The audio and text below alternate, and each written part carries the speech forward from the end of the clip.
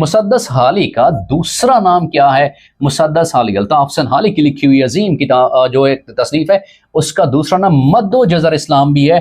Ups and down जिसे बोलेंगे, यहाँ पे इस्लाम के बारे में कि इस्लाम कैसे अप हुआ, कैसे डाउन हुआ, ठीक है, उसके अरूज ज़वाल की दास्तानें और मुसलमानों के अरूज ज़वाल की दास्तानें पूरी की पूरी बताई जा रही होती हैं।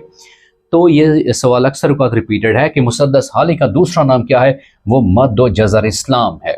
उसके बाद एक अजीम शायर जॉन एलिया का असल नाम क्या था? सैयद जॉन असगर इनका असल नाम था, याद रखिएगा। उसके बाद के घर से घर तक किसकी तसनीफ है? अहमद नदीम कासमी की तसनीफ है।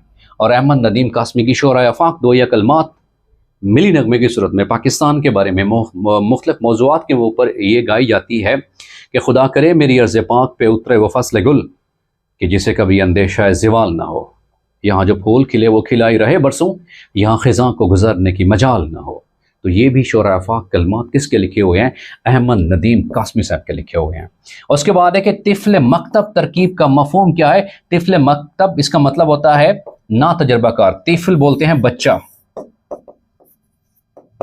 और मकतब जहाँ पर किताब पढ़ाई जाती है उसे मदरसा कहते हैं या स्कूल भी कहा जाता है।